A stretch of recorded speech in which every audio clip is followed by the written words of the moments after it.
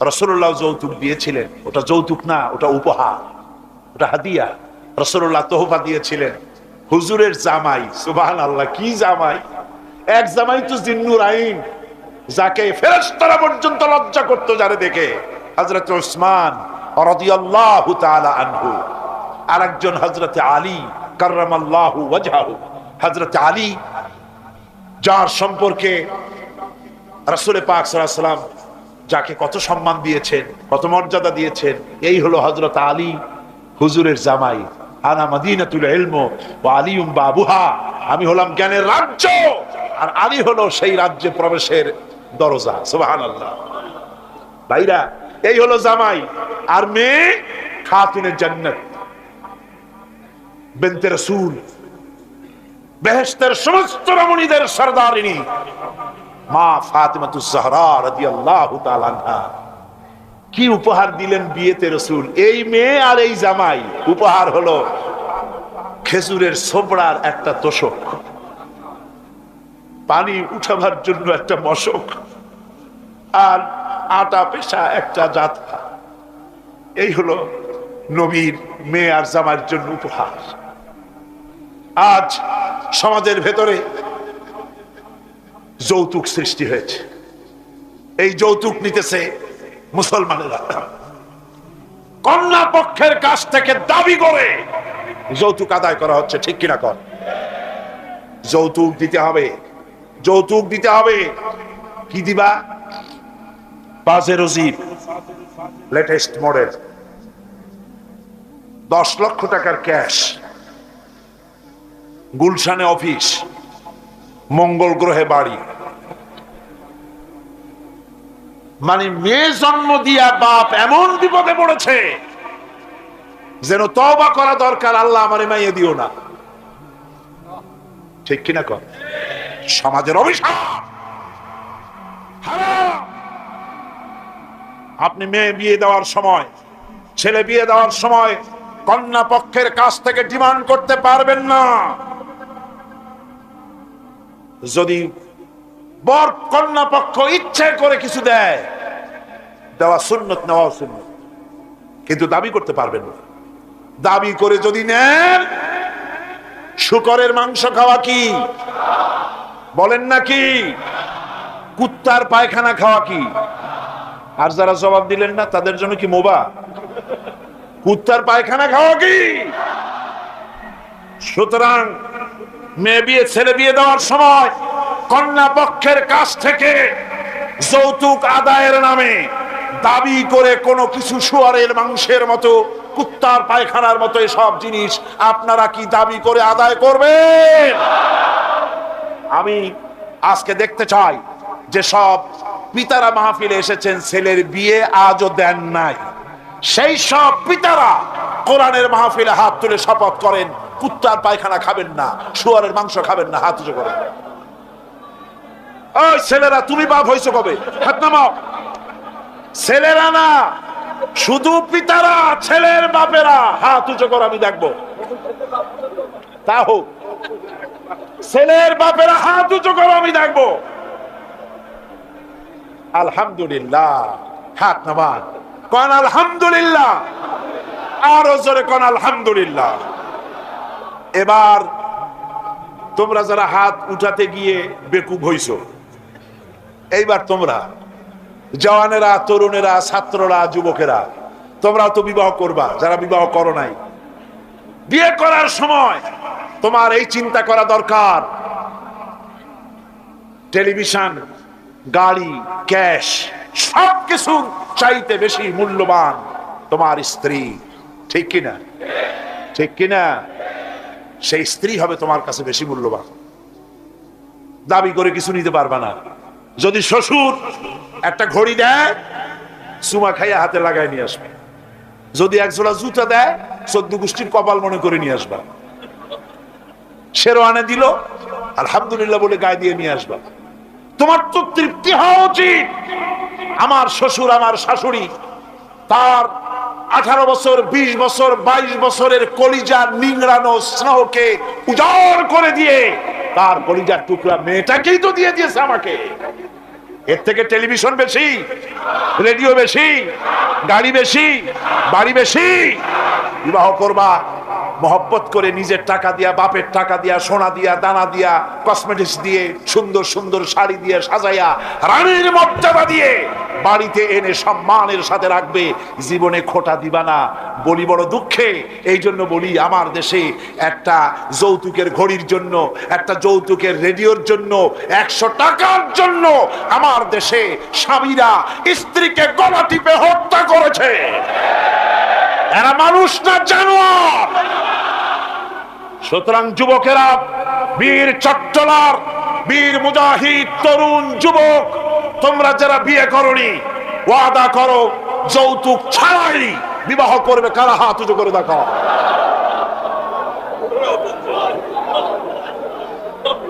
বুড়ারা হাত তুললে তো মনে হয় যেন আবার বিয়ে করতে চায়।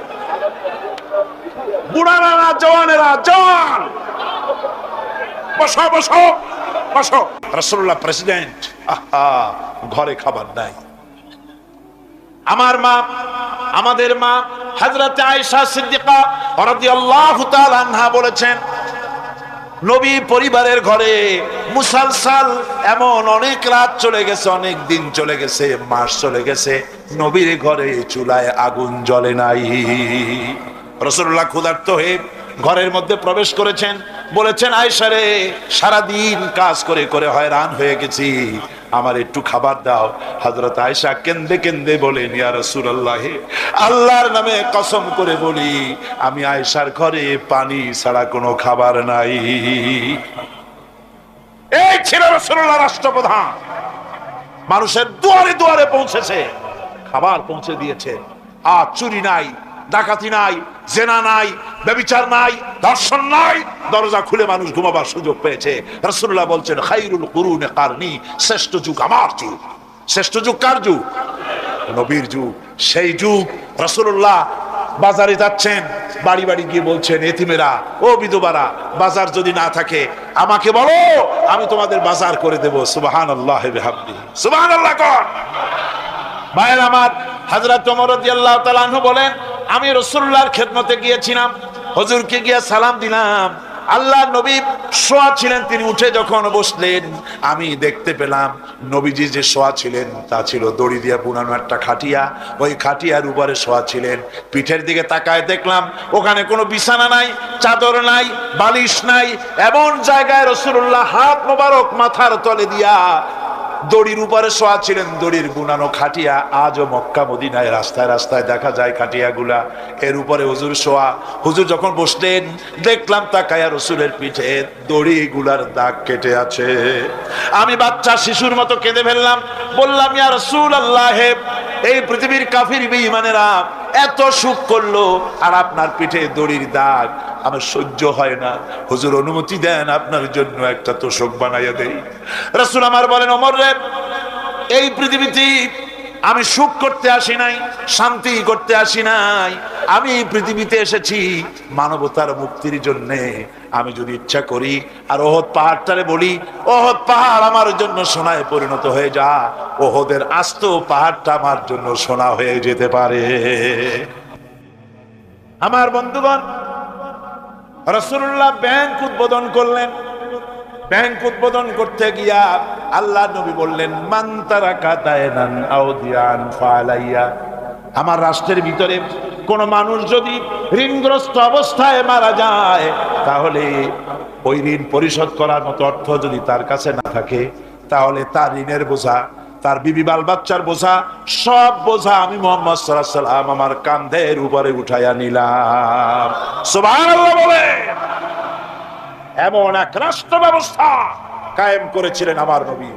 আজ বলা হয় ইসলাম নারীকে অধিকার দেয় নাই, বলে না? তথাকথিত এক শ্রেণীর প্রগতিবাদী, ওরা নিজেদেরকে দাবি করে প্রগতিবাদী, আসলে গতিমাত্রই যে প্রগতি নয় তা এই দুর্গতিরা জানে না। কথা বুঝতে পেরেছে? ওরা বলে ইসলাম নারীকে অধিকার দেয় নাই, ইসলাম নারীকে বোরখা দিয়া পেঁচাইয়া তার অধিকার নষ্ট করেছে। নাউজুবিল্লাহ। আমার মা বোনেরা, আমার ভাইয়েরা, যে নবীর উপর ঈমান আনার কথা বলা হচ্ছে, ওই নবীর সব বিষয় মানতে হবে। নবীজি নারীর যে অধিকার দিয়েছেন, এই পৃথিবীতে এত বড় অধিকার আর কেউ দেয় নাই। জোরে বলেন সুবহানাল্লাহ। আমার ভাইয়েরা শুনুন, কোন মানুষের যদি 3টা মেয়ে হয়, রাসূলুল্লাহ বলেছেন 3 মেয়ের পিতা যদি কেউ হয়, তাহলে ওই 3টা মেয়েকে যদি যত্ন করে, ভালোবাসে, মহব্বত করে, দ্বীন শিখায়, আদব শিখায়, আর তাদেরকে যদি সৎপাত্রস্থ করতে পারে, কিয়ামতের দিন আমি মুহাম্মদ সাল্লাল্লাহু আলাইহি ওয়াসাল্লাম আর ওই 3 কন্যার পিতা বেহেশতে এক জায়গায় থাকবো। হাজী শাহ মক্কা শরীফ গেছে, মায়েরে ঠকাইছে, জন্মের ঠকা।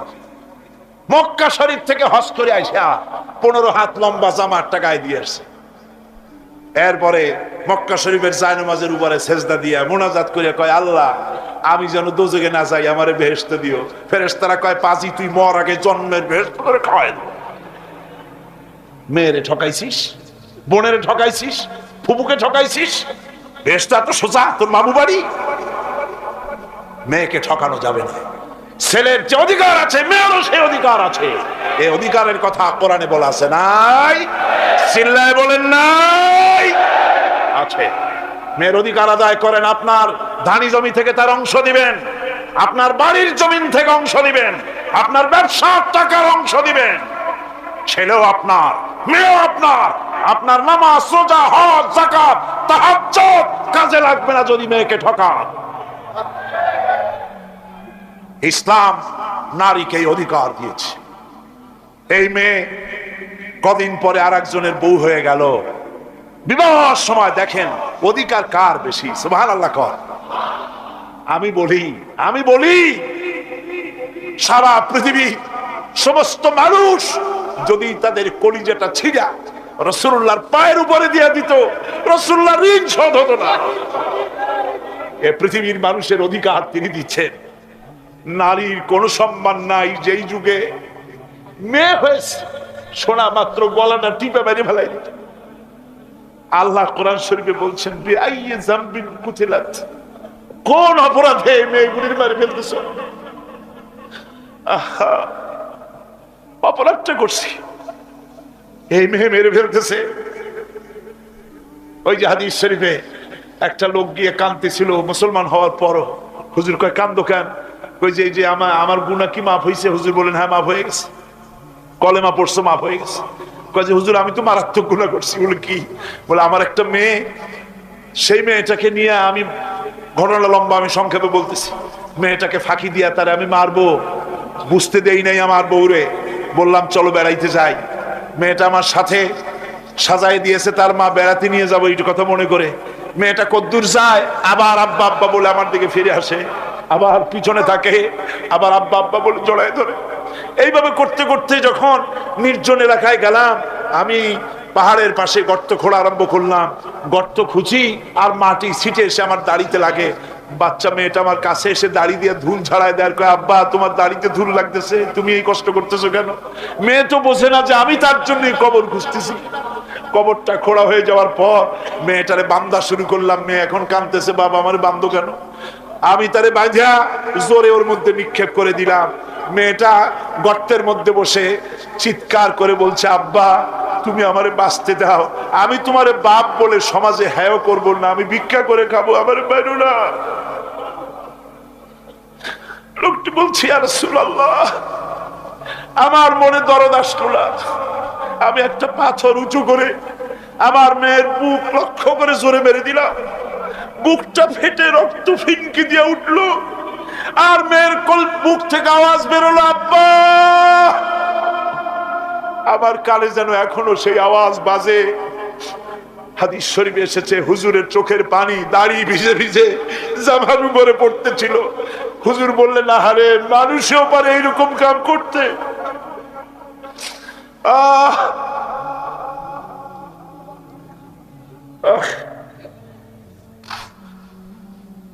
পৃথিবীতে নারীর যখন কোনো সম্মান ছিল না, মর্যাদা ছিল না, সেই সময় আমার রাসূল, আমার বিশ্বনবী নারীদেরকে সম্মানের হাত ধরে গর্তের ভিতর থেকে উঠাইয়া রানীর সিংহাসনে বসায় দিলেন। সুবহানাল্লাহ, মায়ের মর্যাদা দিয়ে দিলেন। সুবহানাল্লাহ, নারীরা আমাদের মায়ের জাত, নারীরা আমার কি এর জাত? মায়ের জাত। ভালো করে শোনেন, রাসূলুল্লাহ বলেছেন মেয়েদেরকে গালি দিও না। অনেক লোক আছে মেয়েদেরকে গালি দেয়, কন্যাকে গালি দেয়। হুজুর বলেছেন মেয়েদের গালি দিও না, কারণ আমি মুহাম্মদ সাল্লাল্লাহু আলাইহি ওয়াসাল্লাম মেয়েদের পিতা, আমি মেয়েদের পিতা। সুবহানাল্লাহ, সুবহানাল্লাহ। ভাইরা, হুজুরের বেঁচে ছিল কারা, ছেলেরা না মেয়েরা? কোন আপনারা কারা বেঁচে ছিল? সব ছেলেরা মারা গেছিলেন, ঠিক না? একটা হাদিস আপনি আমাকে দেখাতে পারবেন না, এমন একটা হাদিস নাই ছেলেরা মরে যাওয়ার পর হুজুর দুঃখ করে একদিন মুনাজাত করেছেন, আল্লাহ সব ছেলেগুলো নিয়ে গেলা, আমার একটা ছেলে দাও। একটা হাদিস নাই, একদিনের জন্য রাসূলুল্লাহ দোয়া করেন নাই। মেয়েতেই সন্তুষ্ট ছিল। মেয়ের কথা হুজুর বলেছেন, মেয়ের কথা বলেছেন যখন তোমরা বাইরে যাবা, বিদেশে যাবা, বাজারে যাবা, কিছু না কিছু উপহার নিয়ে আসবা বাড়ি, আর উপহার এনে আগে দেবা মেয়েকে। সুবহানাল্লাহ কর, আগে কারে? মেয়েকে। সেই মেয়েরা আজ সমাজের সবচাইতে বেশি অবহেলিত, ঠিক কিনা কর? মেয়েটা একটু বড় হলেই আর একটা ছেলে যখন জন্মগ্রহণ করে, তখন এই ছেলেটারে কোলে নিতে নিতে ওর কাম সারা হয়ে যায়। তারপর বাড়িতে ভালো রান্না বান্না হলে ছেলের কিসমতে মুরগির কলজা, মুরগির ভালো ভালো অংশ, মাছের মাথা, সব ছেলের, মেয়ের কিসমতে হয় না। কথা ঠিক কিনা? ঠিক কিনা? এরপরে যদি রোগ হয়, মেয়ের অসুখ হয়েছে, ধৈর্য ধরতে তাকে নসিহত করা হয়, আর ছেলের অসুখ হওয়ার সাথে সাথে ডাক্তার 15টা বাড়িতে চলে আসে, ঠিক কিনা? এই বৈষম্য ইসলাম করেনি, আপনারা করেছেন, সমাজ করেছে। এই বৈষম্য ইসলাম করেনি। আমার বন্ধুগণ, মেয়েদের মর্যাদা কত বেশি, আল্লাহ রাসূল কত মর্যাদা দিয়েছেন নারীকে, মেয়েদেরকে কত মর্যাদা দিলেন। এই মেয়ে, তার কিসমতে বাড়িতে এই অবস্থা হলো। তারপরে যখন বড় হলো, বিবাহ দেওয়ার সময় বাপে করলো কি? বাপ বিবাহের সময় মেয়েকে একটা পালঙ্ক দিল, সোফা সেট দিল, কাপড় চোপড় দিল, সোনা দানা দিল, বাস বাসানির মতো একটা আসসালামু আলাইকুম দিয়ে দিল, যাও। জমির ভাগ দিল না, বাড়ির ভাগ দিল না, ব্যবসার ভাগ দিল না, জমি বাড়ি টাকা পয়সা সবকিছু ছেলেদের নামে লিখে দিল। মেয়েটাকে জনমের মতো ব্যবসার টাকা দিয়া, বাড়ি দিয়া বঞ্চিত করে দিল, ঠিক কিনা? ঠিক কিনা? এরপরে হযরত আয়েশা বলেছেন, আল্লাহর নবী দিনের কাজ করে যখন ঘরে ক্লান্ত শ্রান্ত হয়ে ফিরেছেন, এসে দেখেছেন আমার রান্না তখনও শেষ হয় নাই। নবীজি ক্ষুধার্ত ছিলেন, ক্লান্ত ছিলেন, আমার রান্না তখনও হয় নাই দেখে নবীজির চক্ষু লাল হয় নাই, ভুরু কুঞ্চিত করেন নাই, বিরক্তির ভাব দেখান নাই, ভর্ৎসনা করেন নাই, বরং আমার পাশে বসে তরকারি কুটে অথবা রুটি সেকে আমাকে সাহায্য করেছে। এই ছিল আমার রাসূল। নারীদের প্রতি সহনশীল হও, নারীদেরকে সম্মান করো। চট্টগ্রামের তরুণ যুবকদের বলি, কলেজ, বিশ্ববিদ্যালয়, হাই স্কুল মেয়েদের যখন ছুটি হয়, নির্লজ্জের মতো কলেজের গেটে, মহিলা স্কুলের সামনে দাঁড়ায় থাকো কেন? ঠিক কিনা? তোমাদের জ্বালায় মেয়েরা নিরাপদে হাঁটতে পারে না। তুমি মেয়ের লোককে যখন দেখো, পরের একটা মেয়ে, তুমি ভাবতে পারো না এটা আমার মা, এটা আমার বোন? এইরকম চোখে দেখো। নারীকে সম্মান করো। মহিলা স্কুল, মহিলা কলেজের সামনে ভিড় করো না, তাদের সহজে যাতায়াত করতে দাও। এটাই ইসলাম বলে। বউকে সাহায্য করো, স্ত্রীকে সম্মান করো, মর্যাদা দাও, সমান অধিকার। তবে এক জায়গায় স্বামীর অধিকার একটু বেশি। সেটা কোথায়? তিরমিজি শরীফের হাদিসে এসেছে, একবার আল্লাহর নবী এক পাহাড়ি এলাকা থেকে যাচ্ছিলেন, জঙ্গলের এক উট এসে নবীজির পায়ের উপরে সেজদায় পড়ে গেল, পায়ের উপরে চুমো খেলো। সাহাবায়ে কেরাম বললেন, ইয়া রাসূলুল্লাহ, পাহাড়ের উট হুজুরের পায়ে সেজদা দিয়া ধন্য হয়ে গেল। হুজুর যদি অনুমতি দিতেন আমরাও হুজুরের কদমে সেজদা দিয়া ধন্য হয়ে যেতাম। নবীজি বলেন, মানুষ মানুষকে সেজদা করা হারাম। আমি যদি মানুষকে সেজদা করার জন্য যদি পারমিশন দিতাম, তাহলে দুনিয়ার সমস্ত স্ত্রীদেরকে বলতাম তারা যেন তার স্বামীর সেজদা দেয়। স্বামীর মর্যাদা এখানে বেশি। রাসূলুল্লাহ আরো বলেছেন, কোন স্ত্রীর মৌত হয় যদি এমন অবস্থায় যে তার স্বামী তার প্রতি খুশি ছিলেন, আল্লাহ রাসূল বলেছেন মেয়ে লোকটি সোজা আল্লাহর জান্নাতে চলে যাবে। স্বামীর মর্যাদা এখানে বেশি। স্বামীকে লক্ষ্য রাখতে হবে, উভয়ের অধিকারের প্রতি যত্নশীল হতে হবে। এরপরে যখন সে মা হয়ে গেল, আমার বন্ধুগণ, নারী যখন মা হয়ে গেল, মর্যাদা তখন তার এত বেড়ে গেল। রাসূলের কাছে প্রশ্ন হলো, হুজুর খেদমত করব কার? হুজুর বলেন, তোমার মায়ের, তারপরে কার? তোমার মায়ের, তারপরে কার? তোমার মায়ের, তারপরে কার? তোমার পিতার। পিতার চাইতে মায়ের মর্যাদা কয় গুণ হলো? 3 গুণ হয়ে গেল। রাসূলুল্লাহ 3 গুণ বাড়ায় দিলেন। সুতরাং আমি বলি আপনাদেরকে, মা আপনার বড় পীর, বাপ আপনার বড় পীর, কোনোদিন ভুলে যাবেন না। কথাটা বারবার বলি, আমি যত জায়গায় মাহফিলে যাই, আমি ওলামারা সবাই বলেন, আমিও বলি, সব জায়গায় মানুষকে স্মরণ করায় দেই, আপনার কাছে আপনার মা বাপের চাইতে বড় পীর আর নাই। কারণ পীর সাহেবের দোয়া যতই আপনি ওলিয়ে কামেল বলেন, যতই হুজুর কেবলা বলেন, তার দোয়া কবুল আপনার জন্য হতেও পারে, নাও হতে পারে। 50-50 কথা ঠিক কিনা কন? কিন্তু রাসূলুল্লাহ গ্যারান্টি দিয়েছেন 3 জনের দোয়া অবশ্যই কবুল হয়ে যাবে। তার ভিতরে একজন হলো মাজলুম, যদি দোয়া করে কবুল হবে। একজন হলো মুসাফির, দোয়া কবুল হবে। আর একজন হলো মা বাপ, যদি দোয়া করে আল্লাহর দরবারে, আল্লাহ রব্বুল আলামিন অবশ্যই দোয়া মঞ্জুর করে নেবেন। মা বাপের কাছে দোয়া চাও। ভাইরা, মনে কিছু করবেন না, আপনি আপনার হুজুর কেবলারে দাওয়াত করিয়া বিরিয়ানি খাওয়াবেন, খুশি করতে পারবেন না, যেহেতু এর আগে উনি আর এক জায়গা দিয়া 4-5 পদের বিরিয়ানি খাইয়ে আসছে। আপনি হুজুরে 5,000 টাকা দিয়ে খুশি করতে পারবেন না, যেহেতু হুজুর আর এক বড় লোকের কাছ থেকে 50,000 টাকা হাদিয়া পাইছে। আপনি একটা শাল দিয়া হুজুরকে খুশি করতে পারবেন না, যেহেতু অনেক দামি শাল হুজুরকে আর একজনে হাদিয়া দিয়েছে, ঠিক কিনা? কিন্তু আপনি যদি আপনার মা, কি এই বেদানার দিনে বাজারে বাজারে পথে ঘাটে বেদানা পাওয়া যায়, আঙ্গুর পাওয়া যায়, ভালো ভালো ফল পাওয়া যায়, এগুলো কিনে নিয়ে মায়ের কাছে বসে বেদানা কুড়ে, মা কথা বলতে পারে না, বুড়ি হয়ে গেছে, মায়ের কাছে বসে মায়ের মুখে যদি তুলে দেন, আল্লাহর আরশ খুশি হয়ে যাবে, দোয়া মঞ্জুর হয়ে যাবে। হযরত বাইজিদ বুস্তামি ওই ঘটনা কে না জানে, রাতের আধারে পানির জন্য চাইলেন, ছেলে পানি পাইল না, ছোট্ট মানুষ, পানি আনতে কোথায় চলে গেল, এসে দেখে মা ঘুমানো, পানি নিয়ে দাঁড়ানো। রাত চলে গেছে, ফজরের পর দেখে ছেলে কাঁপে, হাতে পানি।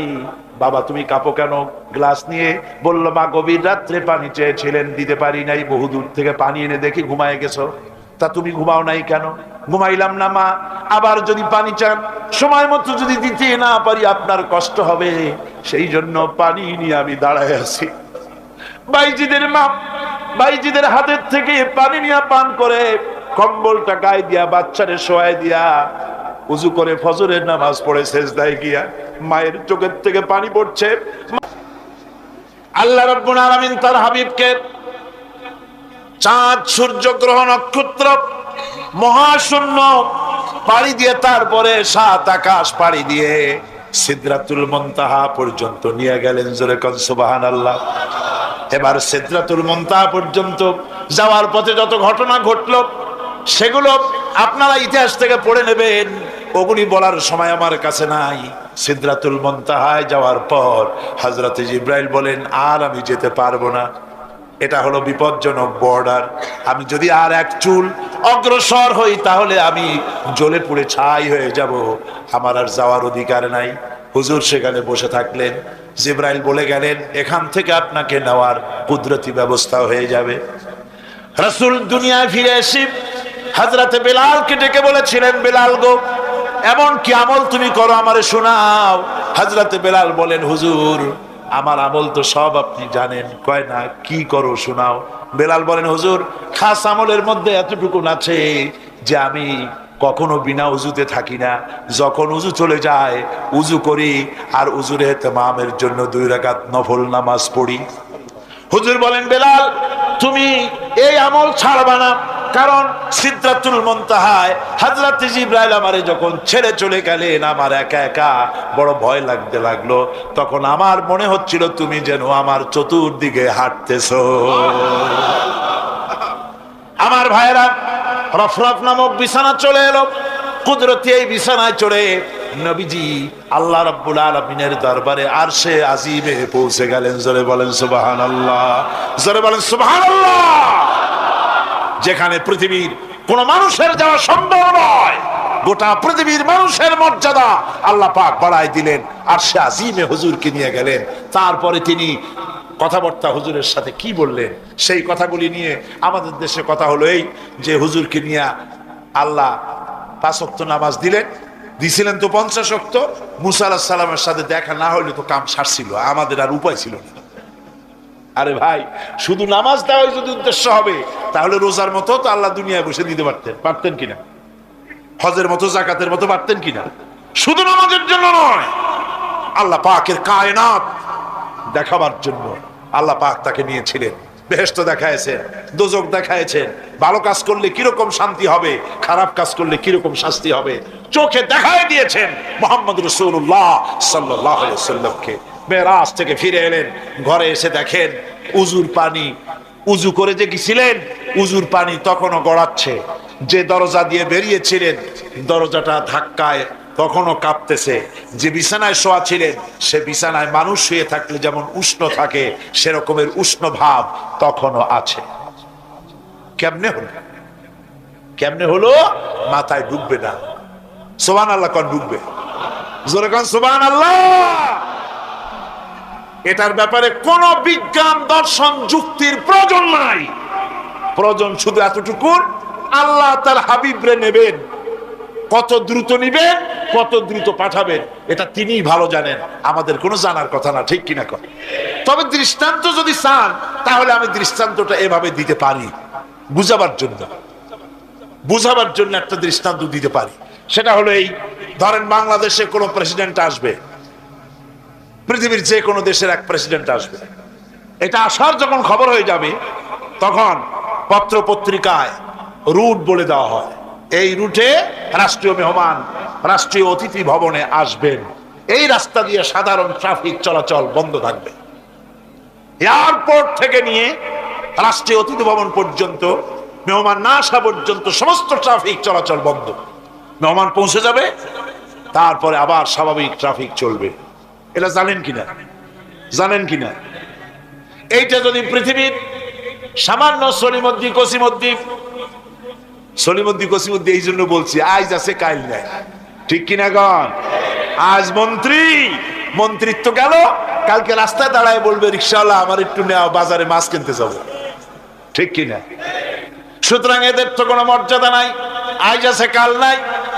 এই দুনিয়ার সলিমদ্দি কসিমদ্দির জন্য যদি এভাবে ট্রাফিক চলাচল বন্ধ করে দেওয়া হয় তাহলে আকাশ এবং জমিনে আল্লাহ রাব্বুল আলামিনের সর্বশ্রেষ্ঠ মেহমান জনাবে মুহাম্মদ রাসূলুল্লাহ সাল্লাল্লাহু আলাইহি সাল্লাম, এই মেহমান আল্লাহর দরবারে যাবেন। আল্লাহ যদি বলে দিয়ে থাকেন, আল্লাহ যদি হুকুম করে থাকেন, সময়ের গতি, বার্ষিক গতি, আহ্নিক গতি, আকাশের গতি, সূর্যের গতি, সময়ের গতি, রাত 3:45 10 এখন সমস্ত গতি স্তব্ধ হয়ে যায়। আমার হাবিব আমার দরবার থেকে ঘুরে যখন ঘরে ফিরে যাবেন আবার 3:45 11 থেকে শুরু হয়ে যাবে। যদি আল্লাহ এমনটি করে থাকেন তাহলে উজুর পানি গড়াতে দেখা আর দরজা কাঁপতে দেখা অসম্ভব। জোরে বলেন অসম্ভব।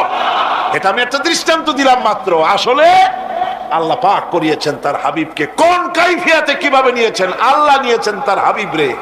আপনার চিন্তা করার কোনো দরকার নাই, ঘুম নষ্ট করে দরকার নাই।